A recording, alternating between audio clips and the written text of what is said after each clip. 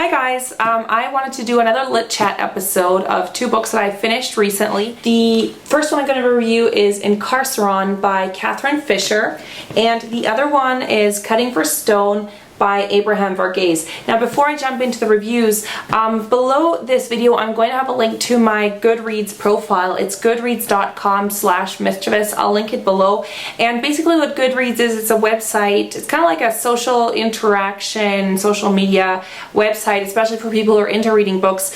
And one of my subscribers actually told me about it. So I went and checked it out, and it's really cool. You can create reading lists of books you want to read. You can add all the books you've read, reviews on there. There's lots of lists like to get recommendations for books that might interest you according to your past reading list and stuff, and it's really cool. It's on Goodreads. You can add me as a friend if you'd like, because I'm gonna try and stay active on there as much as I can. I've definitely gotten into it. Now the first one I'm going to talk about is Incarceron. This is a young adult fiction book, and basically it is about two main characters, Finn and Claudia.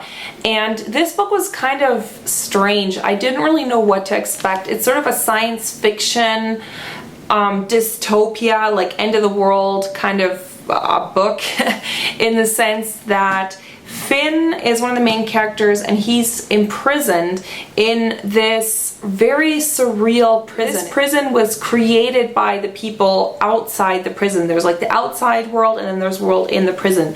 And the prison is like endless. The prison is basically alive. Like the prison changes as it can change. It's like it's a sentient being. Like it can hear you. It's like a living, almost like a person. And all these people are imprisoned in Incarceron, that's the name of the prison. But Finn and his group of friends, they think that there is an outside world because Finn has these memories. Like he has memories. He thinks he came from the outside world and that he was put into prison at some point. Anyway, he finds this key in Incarceron, and through this key he finds a way to communicate with the outside world. And on the outside world, the other kind of main character is Claudia, and she's actually the daughter of the warden of Incarceron, and she takes up contact also with Finn. So these two characters, like the girl who lives outside the prison and Finn and his ragtag group of prisoners who live like in very horrible conditions and stuff in the prison, they begin to communicate through this key. And basically Finn wants to find a way to get outside, and he thinks that he's going to need Claudia's help to do this, obviously. So that's basically the main plot of the book. And I'm not going to say what happens if Finn does escape or not. There's a lot of at the end there's like a big plot twist and stuff. But to be honest, I didn't like this book as much as I hoped, because I'd heard a lot of reviews about it, and the story seemed so unique and so different. So I was really into this. I was like, yeah, I'm gonna really love this. I kind of had high hopes for it because I really like the Hunger Games. Obviously I knew the story wasn't to do with the Hunger Games, but it was kind of going in that same genre direction. I think that Catherine Fisher could have spent a lot more time with describing things. Her descriptions were very haphazard. There isn't really a clear description of what the actual two main characters look like. Yeah, she does kind of address it, but not in depth, so I had a hard time even envisioning what the two of them look like. And the other thing is that she doesn't describe the prison very well, which is the main thing. Like the book's called Incarceron, right?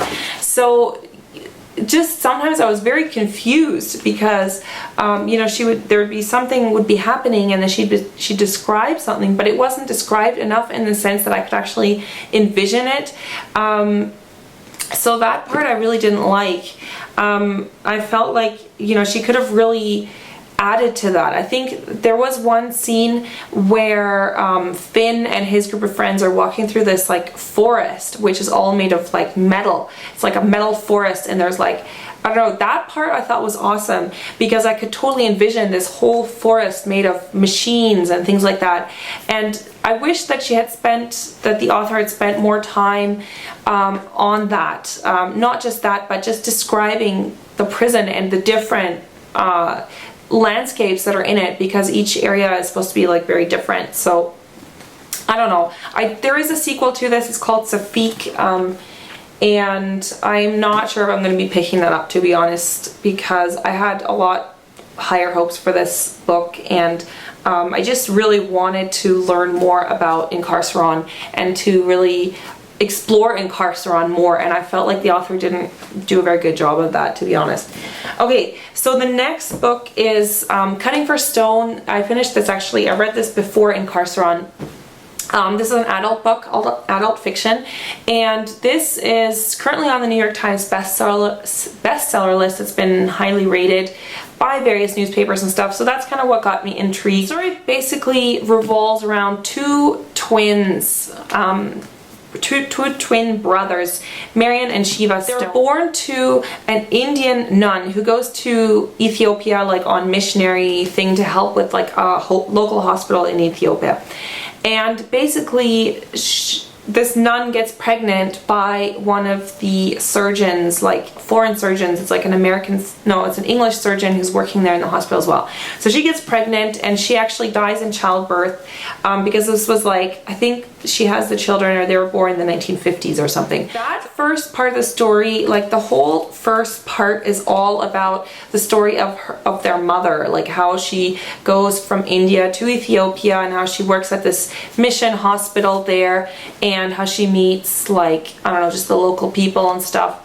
And that part for me was just so slow. I almost stopped reading at that because it was just not very, I don't know, it just didn't pull me in right away. But then the main actual book is about the lives of these two twins who live in Ethiopia, and they're actually, because since their mother dies and like their father is incapable of taking care of them, they get basically adopted by the two other doctors who are working at this mission hospital. And they just raise them as if they were their own children, and it's just basically their whole life growing up in Ethiopia, and both of them are very interested in medicine as well. And then the rest of the book is basically just from the perspective of the one twin, Marion, how he grows up and he like wants to be a surgeon as well, just as his whole family were surgeons and stuff. So he goes to medical school and works really hard. And then it also talks about his relationship with his twin brother Shiva, and he falls in love with like an Ethiopian girl, and then it kind of talks about that girl's like history and stuff. So it kind of ties together like Ethiopian history. It took me a while to finish this.